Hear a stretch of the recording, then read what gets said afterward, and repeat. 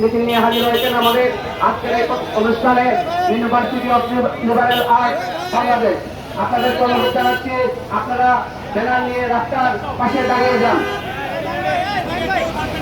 সম্মানিত উপস্থিতি, আমরা দেখতে পাচ্ছি মঞ্চের সামনে আপনারা অনেকজন দাঁড়িয়ে আছেন।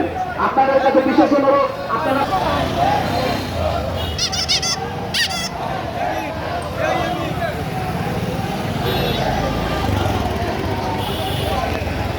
সংগ্রামে উপস্থিতি আমাদের মাঝে কিন্তু উপস্থিত হয়েছে সোনারগাঁ বিশ্ববিদ্যালয়ের ছাত্রদল।